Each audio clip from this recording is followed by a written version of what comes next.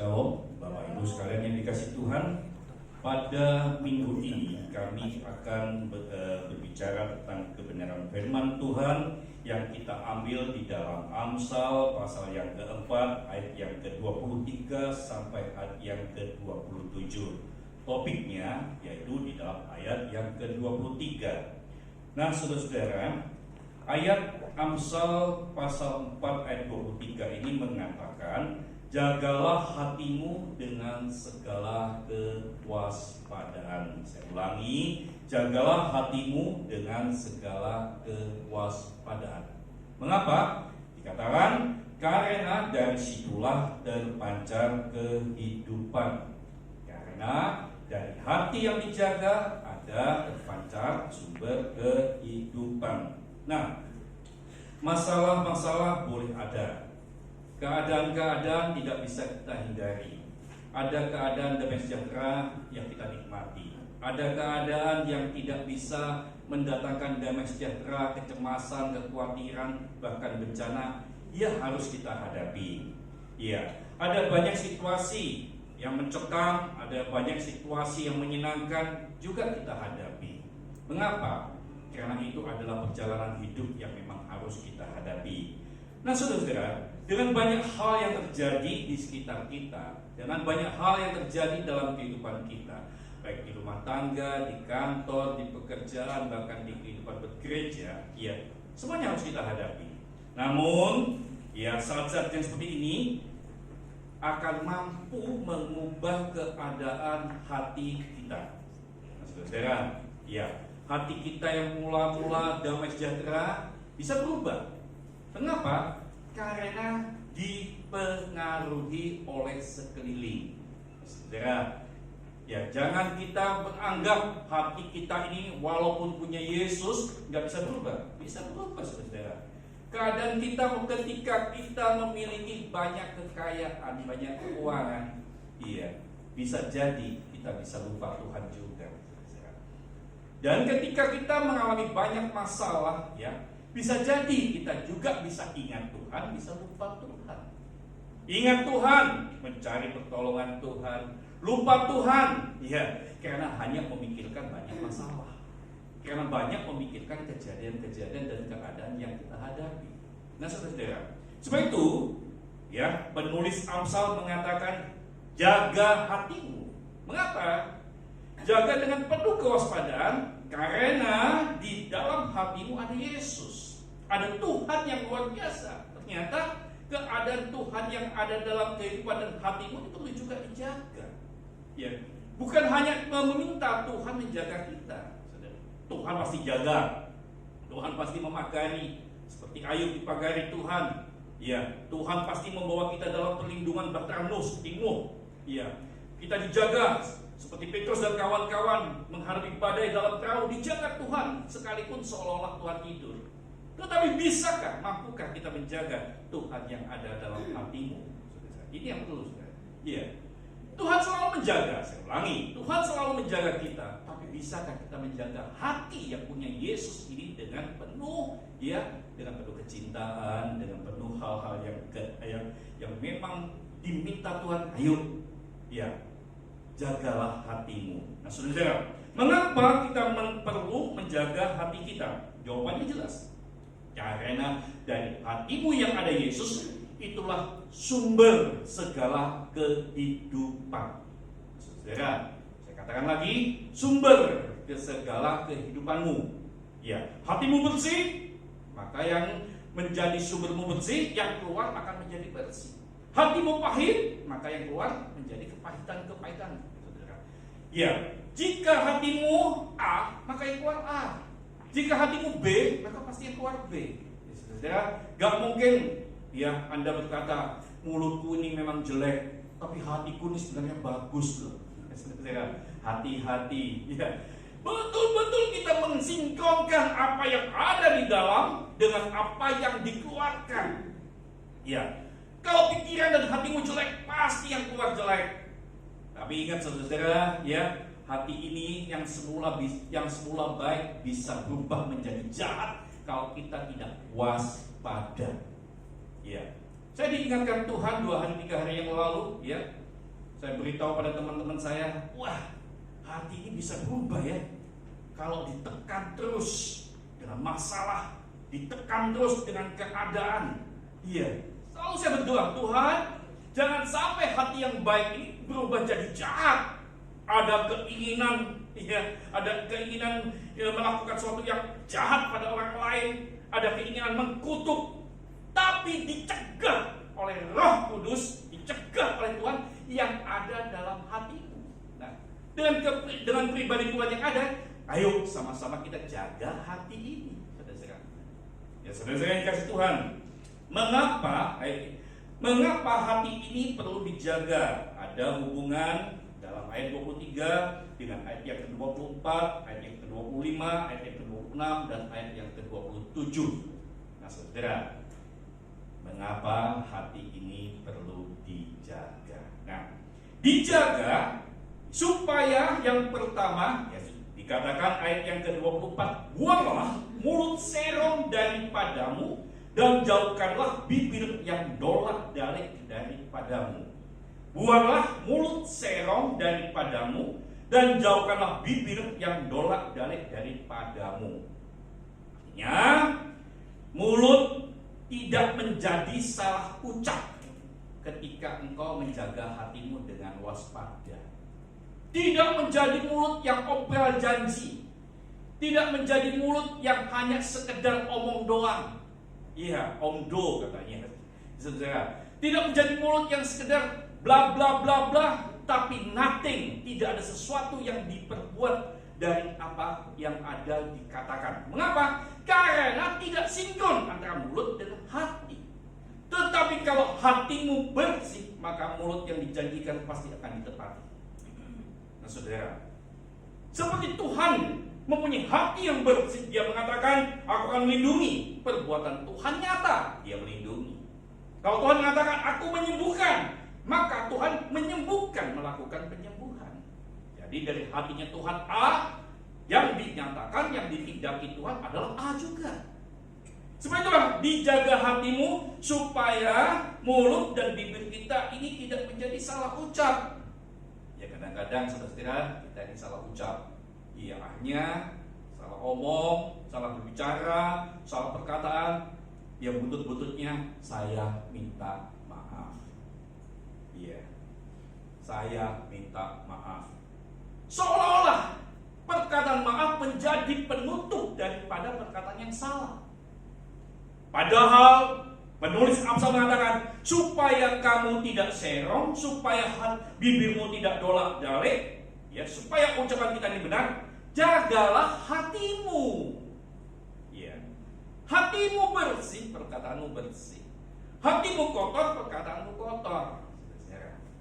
Nah, yang kedua, dijaga supaya mata kita ini tidak menaruh tatapan penuh amarah.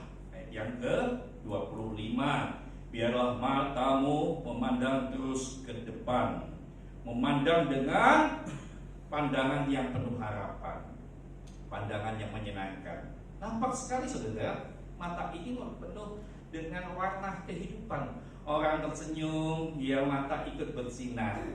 Orang marah, mata tuh kelihatan saudara. Mata ini tidak bisa membohongi. Mata ini adalah ya jendela kehidupanmu. Mata ini disebut jendela hatimu. Iya, orang yang cemburu juga bisa dilihat dari matanya, saudara-saudara ya. Orang yang juga merasa iri hati juga bisa dilihat dari matanya. Sebab itu saudara-saudara, orang yang memandang pasti mata ini mempunyai suatu warna kehidupan yang bisa dibaca oleh orang lain. Ya saudara, Anda berbohong aja, saudara. Anda berbohong aja bisa dilihat dari tatapan mata. Oh, orang ini bohong. Iya. Suka kalau diajak bicara suka ngelantur, ngoleh kiri, ngoleh kanan, dan berani tatap. Saudara, ya tidak berani bertatap muka. Saya kalau berbicara dengan orang lain pasti tatap muka, kuat-kuatan. Iya. Kenapa saudara? Dengan tujuan supaya siapa yang berbohong nampak. Ya saudara. Kecuali lomba kedip saya nggak bisa saudara. Nah saudara, mata menjadi jendela hatimu. Sebab itu dikaitkan dengan jaga hatimu, karena mata bisa mengubah hidupmu. Di masa-masa seperti ini, ya, mulut bibir bisa berubah, mata juga bisa berubah. Keinginan banyak, ya, stay at home membuat keinginan banyak, saudara. Ingin ini, ingin itu, ya, mempengaruhi semua keadaanmu. Karena apa yang dilihat itu yang diinginkan oleh kita. Iya. Dilihat ini kepingin, tapi dompet tidak mencukupi. Iya. Hatimu penuh keinginan karena mata banyak memandang. Tidak memandang hal yang baik. Iya. Memandang hal-hal yang tidak bisa dijangkau. Supaya itu Tuhan katakan, pandanglah dengan baik. Supaya hatimu yang mengontrol pandanganmu ini menjadi damai. Ya, saudara. Melihat suatu hal yang menakutkan, mata mempengaruhi hati, hatimu juga mempengaruhi, lalu tidak dijaga, hatimu menjadi rusak. Iya, orang yang mempunyai sakit lever, orang yang mempunyai sakit yang lain-lain, kebanyakan dari mata yang memandang. Ya, iri hati muncul. Waduh, orang itu kok gini ya, saya kok enggak, mulai minder. Waduh, orang itu kok diberkati, saya enggak ya, mulai lemah imannya dengan Tuhan. Waduh, orang ini kok punya ini, punya itu, kok saya belum ya, mulailah ya lemah imannya. Ya, doa saya kok gak dijawab-jawab ya, kok dia doanya dijawab. Ukuran pandangan menjadi jawaban doa, bukan karena kehendak Tuhan lagi. Nah, saudara, yang ketiga, dijaga hatimu supaya jalanmu menjadi baik. Ya, yaitu ayat 26, tempuhlah jalan yang rata dan hendaklah tetap segala jalanmu. Nah, hatimu dijaga supaya jalanmu baik. Ya, tetap jalannya penuh dengan iman. Tetap jalanmu penuh dengan kebaikan-kebaikan Tuhan. Tetap jalanmu penuh dengan anugerah Tuhan, menyampaikan kemurahan Tuhan, menyampaikan segala kebaikan Tuhan. Gak goyah. Jalanmu yang dulu diberkati tetap menjadi diberkati dan memberkati banyak orang. Iya, jangan bilang begini, wah karena kita sama-sama stay at home, ya kita sama-sama penuh dengan penderitaan, yuk kita sama-sama prihatin. Orang percaya yang punya hati dan punya Yesus dalam hati, ya tidak pernah ada kata prihatin. Ya, ada selalu Tuhan memberkati, Tuhan mencukupi, maka kita juga memberkati. Saudara yang dikasih Tuhan, itu hati untuk menentukan langkah kita menjadi baik atau tidak. Hatimu jelek, pasti langkahmu jelek. Ya saudara, pernah Anda mempunyai suatu keadaan tiba-tiba gak konsentrasi? Iya, tiba-tiba jalannya maunya kepingin ke toko ini, kok tiba-tiba nyimpang ke toko ini. Begitu sampai sini, loh, mau apa ya saya di sini ya? Karena hatinya dan pikirannya tidak terkontrol, lali, lupa dengan tujuannya. Tetapi kalau punya hati tujuannya, mempunyai tujuan hati yang baik, mempunyai tujuan hati yang terschedule, terjadwal, saya percaya langkahnya pasti akan tetap. Ya, usia-usia yang semakin 40 tahun, 50 tahun atau 60 tahun ke atas, jangan lagi mengandalkan ingatan. Ya, andalkan dengan catatan, saudara. Ya, saya ini sudah mulai mencatat 1, 2, 3, 4, 5. Iya. Kenapa? Supaya hati terjaga, tidak menyimpang daripada agenda, ya saudara. Langkahnya juga terjaga. Saya tanggal sekian ke toko ini, tanggal sekian ke sini, tanggal sekian ke ini yang dibeli. Nah, tetapi kebanyakan yang lain tidak punya agenda, mengandalkan ingatan, mengandalkan mata, mengandalkan keinginan, semuanya dibeli, akhirnya tidak berguna. Mempunyai agenda kehidupan, jalannya menjadi baik, jalan dalam segala keadaanmu menjadi baik, karena kita selalu menjaga hati dengan waspada. Yang keempat, mengapa hati dijaga dengan kewaspadaan? Yaitu ayat yang ke-27. Janganlah menyimpang ke kanan atau ke kiri. Jauhkanlah kakimu dari kejahatan. Saudara, nampaknya sama dengan ayat yang ke-26, tapi ayat yang ke-27 menjadi ayat penegasan. Ya, supaya langkahmu yang baik itu selalu tetap dalam kebenaran. Langkahmu yang benar selalu tetap dalam keadaan kebenaran. Ya, bukan lalu benar, lalu tinggal dalam kebenaran. Belum tentu, saudara. Menurut Anda, menurut kita, jalan kita, langkah kita ini benar, tapi belum tentu dalam kebenaran firman Tuhan. Ya, oh saya ini sudah berbuat baik loh. Saya ini sudah melakukan yang benar loh. Tapi belum tentu dalam kebenaran firman Tuhan. Hati-hati, saudara. Kekristenan perlu digarisbawahi, perlu dikasih ya pembatas-pembatas, mana yang benar menurut pandangan sendiri, mana yang benar menurut pandangan orang lain, mana yang benar menurut kebenaran firman Tuhan.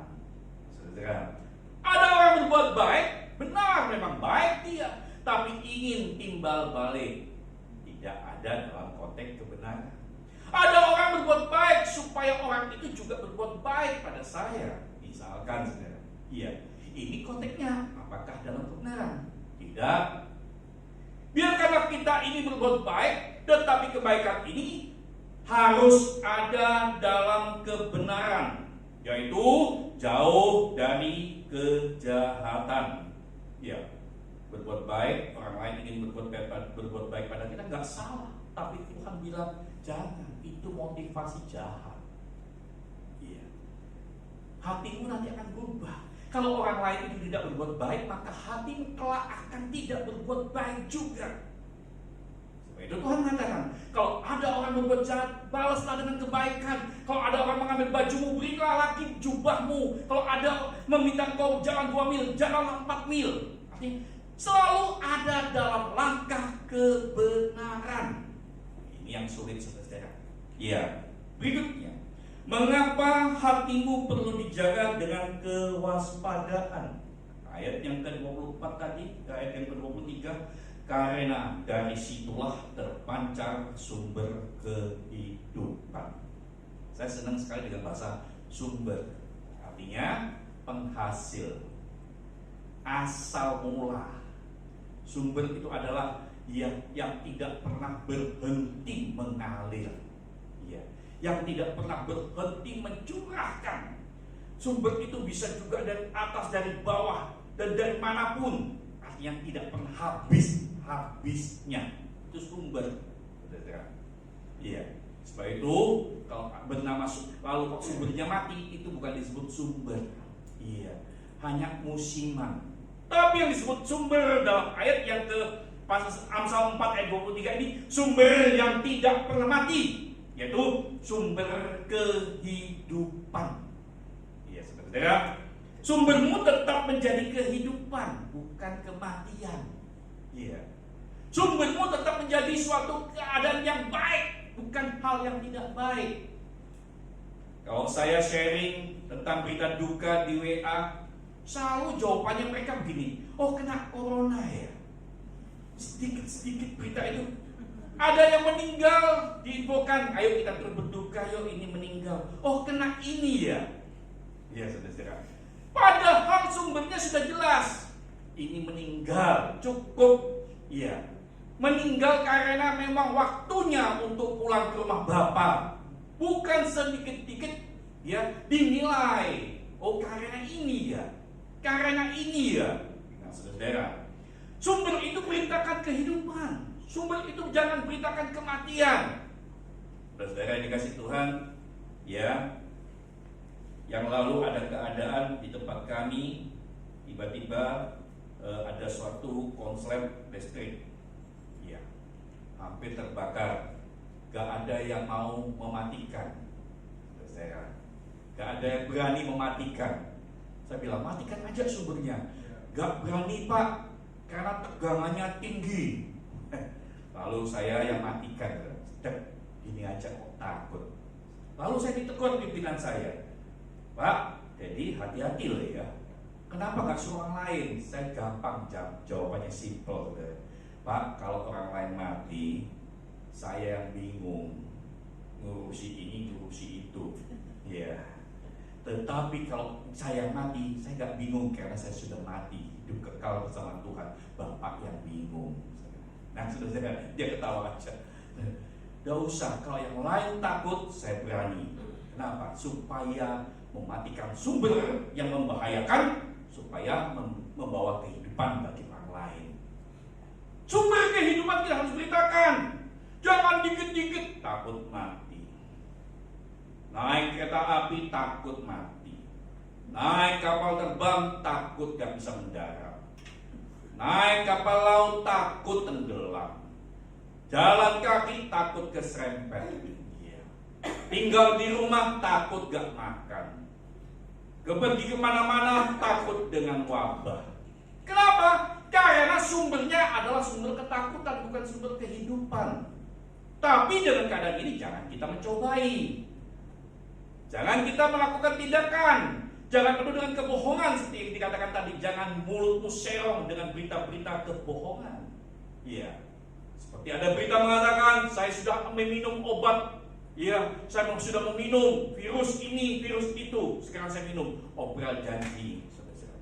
Akibatnya apa? Kebohongan. Kematian bagi dirinya sendiri. Membagikan kematian bagi pikiran orang lain. Tetapi kita memberitakan kehidupan, yaitu firman Tuhan yang membawa damai sejahtera. Firman Tuhan yang membawa kehidupan, kenyamanan di dalam Tuhan. Nah, berikutnya, hatimu adalah sumber, yaitu sumber tetap menjadi berkat, bukan sanjungan. Jika ada yang menanyakan kepada kita, jika ada yang menanyakan sesuatu hal kepada kita, beritakanlah. Ya, berita yang menjadi berkat, bukan berita yang menjadi batu sandungan. YouTube, sosial media menjadi media komunikasi yang harus menjadi berkat bagi diri sendiri dan orang lain, bukan menjadi batu sandungan. Tidak menjelekkan sana sini, tidak juga menyanjung orang ini orang itu, tapi kita menjadikan berkat bagi orang lain. Yang perlu kita sampaikan adalah kebenaran, di mana Yesus juru selamat, di mana Yesus penolong yang ajaib, di mana Yesus Tuhan yang memberikan damai sejahtera. Ya, saudara-saudara dikasih Tuhan, jagalah hatimu, karena dari sumbermu tetap menjadi yang dipercaya. Berhubungan dengan ayat yang tadi, ayat yang ke-24, ayat yang ke-25, ayat yang ke-26, ayat yang ke-27.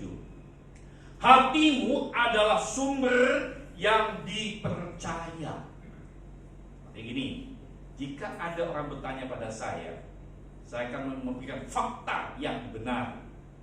Ya, saya akan memberikan fakta yang real, yang nyata, bukan fakta yang dimanipulasi, bukan berita yang digodok, yang dikurangi, yang ditambahi. Ya, itu duit, saudara. Kalau dititipi orang, ya, bisa ditambah-tambahi, tapi lebih banyak dikurangi daripada ditambahi. Ya. Sebab itu kita menjadi sumber yang dipercaya. Apa yang menjadi mulut kita dipercaya. Apa yang menjadi mata kita dipercaya. Apa yang menjadi jalan langkah kita juga dipercaya. Sudah. Walaupun orang kadang-kadang gak percaya, gak apa-apa, tetaplah menjadi sumber yang dipercaya. Karena Tuhan yang memandang kita untuk kita tetap dipercaya. Nah, yang keempat, sumbermu tetap menjadi tuntunan bagi orang lain, bukan membuat orang lain buta dan tersesat. Saudara, menjadi mapping, ya, Google iman yang baik, menjadi Google Map pengharapan yang baik, tidak menyesatkan, ya, menjadi penuntun jalan yang baik, tidak menyesatkan. Kenapa, saudara? Karena itu yang diminta Tuhan.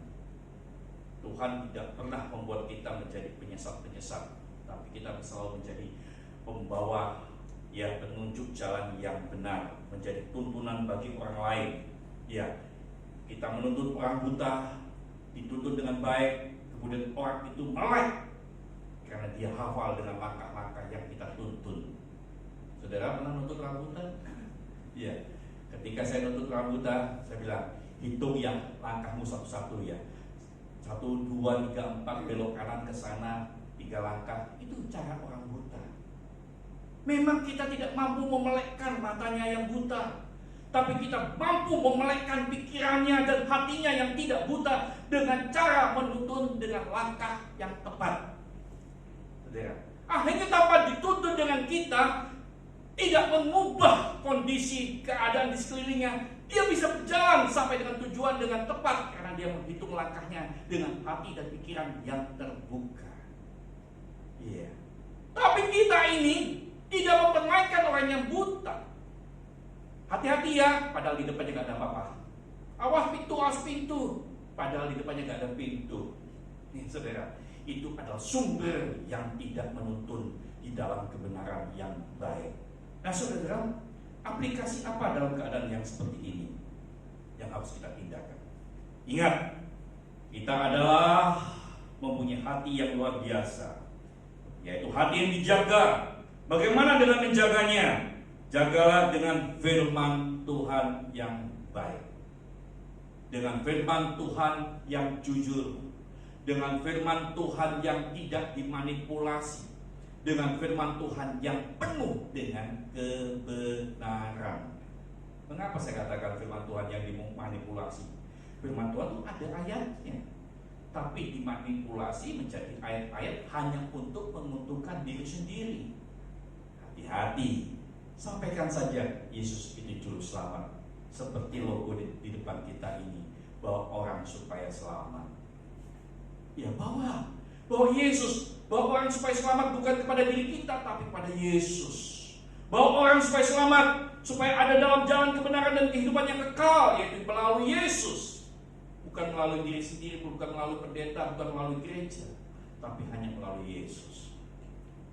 Firman yang tidak dikupas dengan akal pikir, dengan anekdot yang bagus, dengan frasa kata yang luar biasa, tapi sampaikan ya, amin, tidak.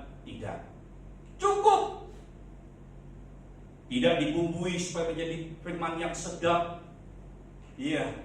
Tidak diwarnai supaya firman itu menjadi indah. Tidak. Tapi sampaikan dengan kebenaran yang luar biasa. Sebab jika kita menyampaikan dengan luar biasa, yaitu kebenaran firman Tuhan yang luar biasa, hatimu akan menjadi sumber yang baik juga. Nah, lalu jagalah hatimu dengan peneguhan nasihat yang baik dan benar.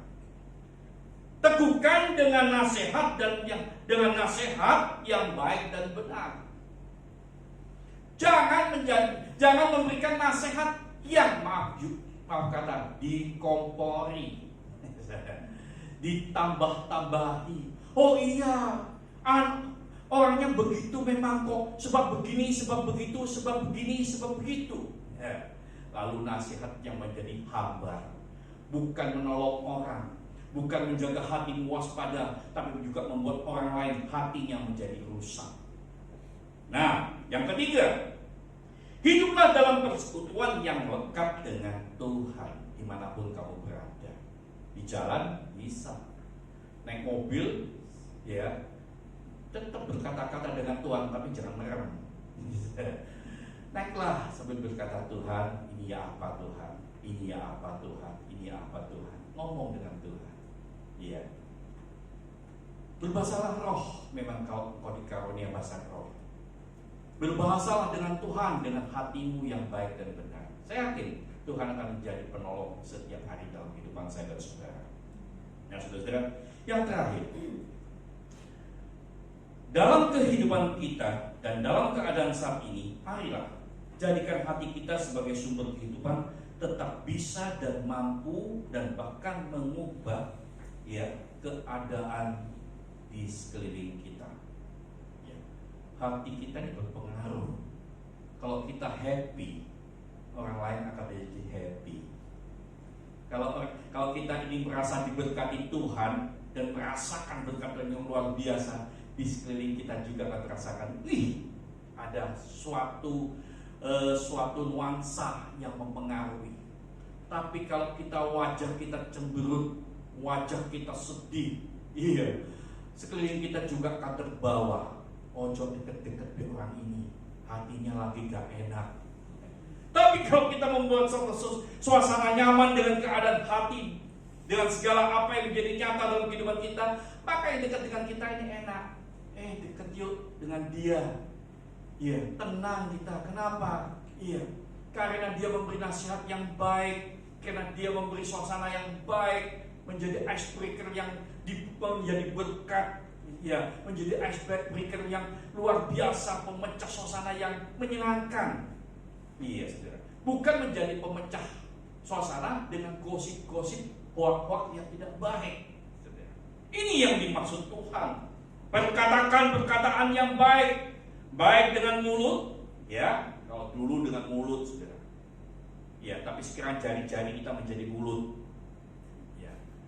Sekarang mulutnya, ya dulu cuma manusia diciptakan satu mulut, sekarang yang diciptakan dengan 10 mulut, yaitu jari-jari kita.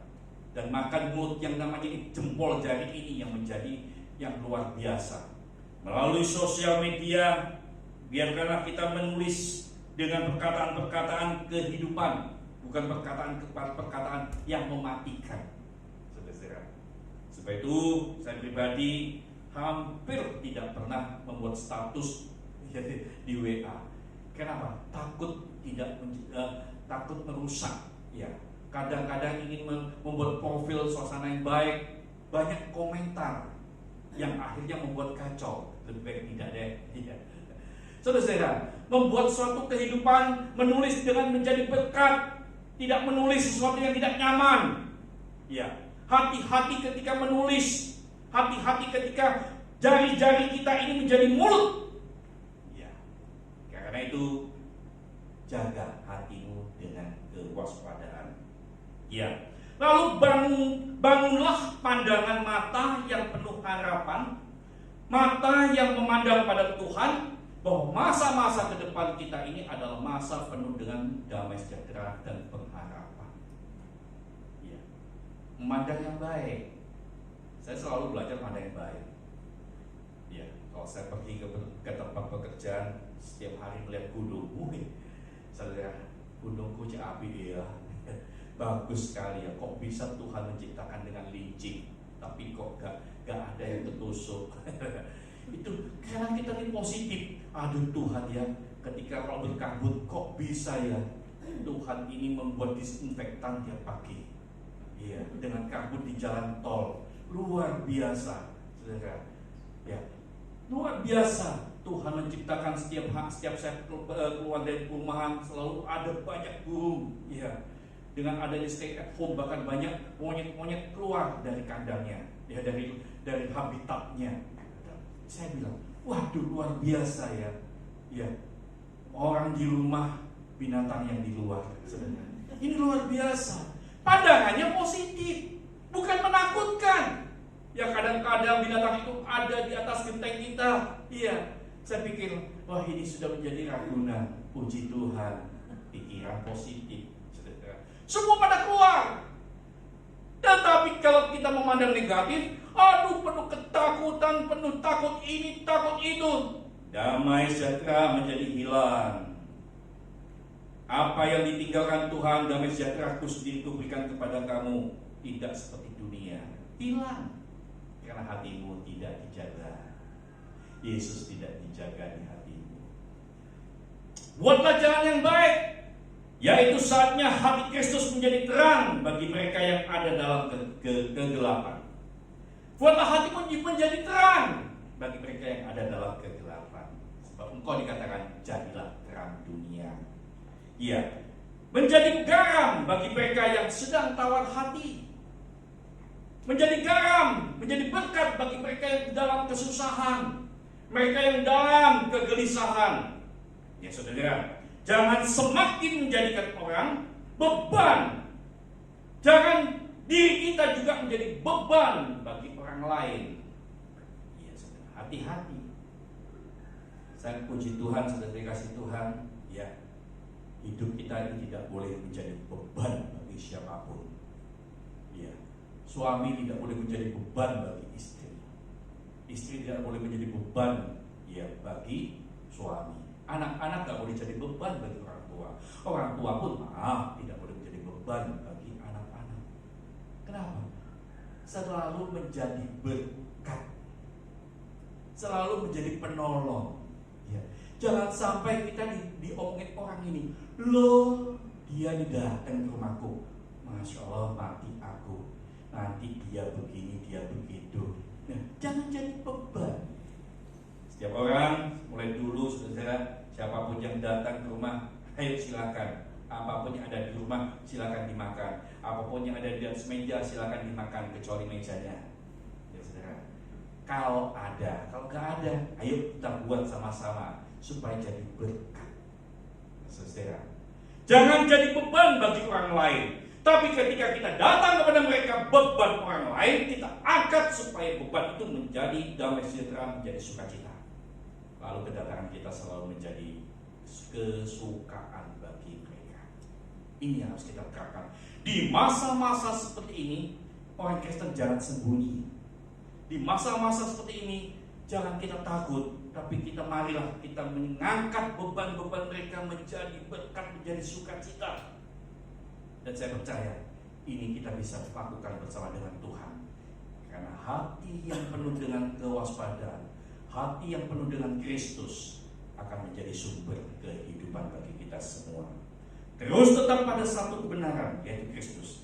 Karena Yesus berkata, akulah jalan, akulah kebenaran, dan akulah hidup.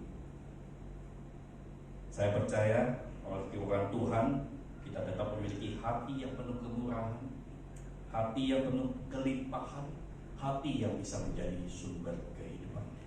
Mari kita berdoa. Bapa kami dalam surga, Bapa kami di dalam nama Tuhan Yesus Kristus, dalam pribadinya yang agung, dalam pribadinya yang sangat luar biasa, yang penuh cinta dan kasih. Dan kami tahu pribadi Yesus itu ada dalam hati kami yang luar biasa. Sebab itu Tuhan, kami yakin hati kami yang ada dalam Yesus, yang ada Yesus yang luar biasa, yang ada Yesus menjadi pribadi yang baik dalam keadaan kami yakin kami diciptakan untuk menjadi sumber kehidupan bagi banyak bangsa, bagi banyak orang, bagi semua yang ada dalam sekitar kami. Dan kami tahu sumber kehidupan kami ini akan memberkati dan memuliakan Tuhan. Dan kami tahu kami akan melakukan ini bersama dengan Yesus yang baik. Kami akan melakukan ini bersama Yesus yang penuh dengan sumber kehidupan itu sendiri. Terima kasih Tuhan, terima kasih. Dalam nama Tuhan Yesus Kristus, kami mengucap syukur dan kami yakin Engkau memberkati ibadah kami pada hari ini. Semua yang percaya yang diberkati Tuhan akan mengalami hal-hal yang luar biasa, akan menjadi sumber kehidupan yang luar biasa. Haleluya. Amin.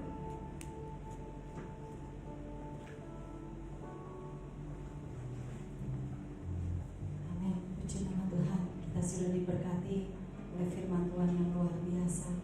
Kita akan akhiri ibadah pada pagi hari ini.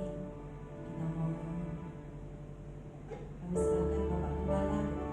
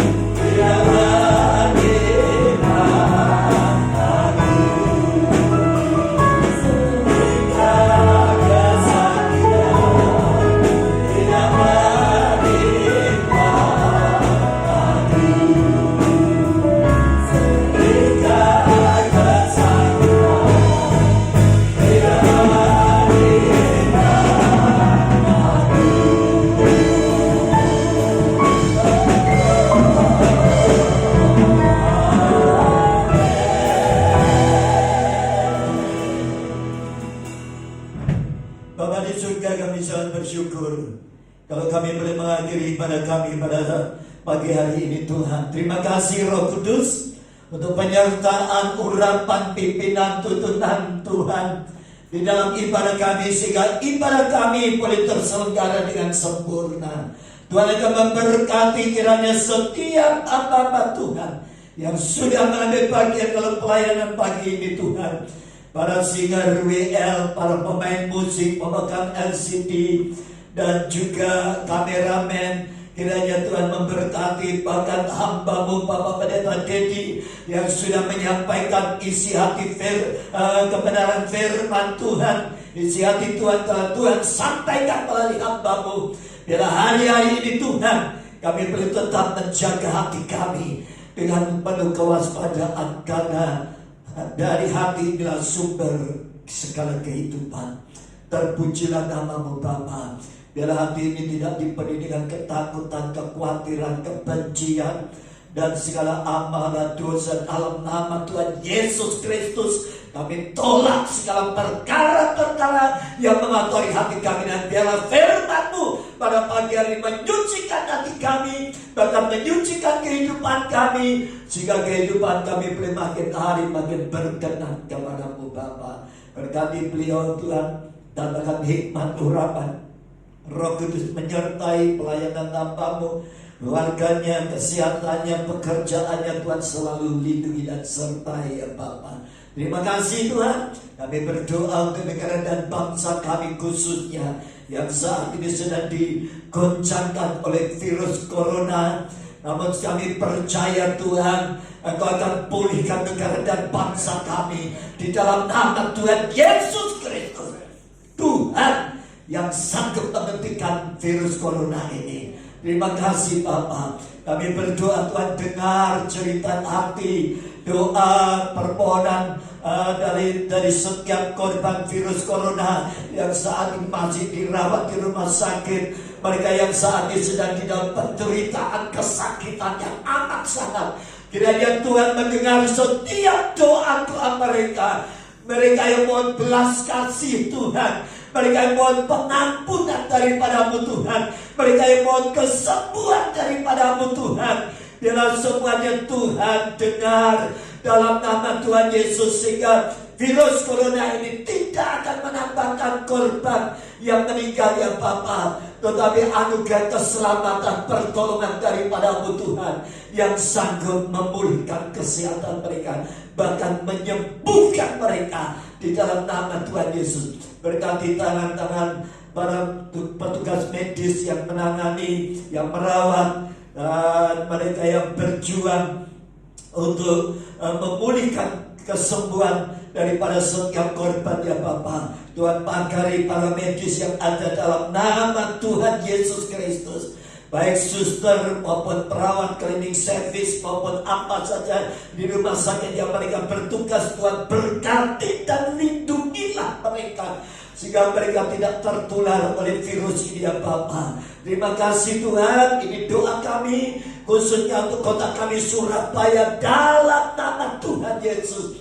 Kalau saat ini Tuhan virus corona sudah diprediksikan menjangkau beberapa kecamatan di kota Surabaya ini, namun kami percaya Tuhan, Tuhan akan melindungi dan memulihkan kota kami. Berkati para petugas di lapangan dalam nama Tuhan Yesus. Berkati Bapak Presiden, Wakil Presiden, dan seluruh para gubernur, para wali kota, bupati, camat, lurah, semuanya RT RW dalam nama Tuhan Yesus Kristus. Biarlah segala kebijakan mereka ini akan memutuskan mata rantai dari pekerjaan virus ini ya Bapak. Terima kasih Tuhan, terima kasih. Kami mengucap syukur karena kami percaya perlindungan-Mu Tuhan sempurna atas setiap anak-anak Tuhan, setiap orang-orang yang percaya di dalam perlindungan Tuhan. Terpujilah nama-Mu Bapa. Engkau memberkati setiap telinga yang mendengar akan ibadah kami pada pagi hari ini. Tuhan berkati setiap keluarga, rumah tangga, setiap jemaat dimanapun mereka berada. Kasih karunia Tuhan selalu mengalir melimpah. Perlindungan Tuhan selalu menyertai kami. Berkati pekerjaan mereka dalam nama Tuhan Yesus. Di tengah-tengah situasi resesi seperti ini, kami percaya Tuhan akan mencukupkan seluruh kebutuhan kami. Di dalam nama Bapa, Putra, dan Roh Kudus, di dalam nama Tuhan Yesus Kristus. Saudara yang percaya katakan amin. Tuhan memberkati. Selamat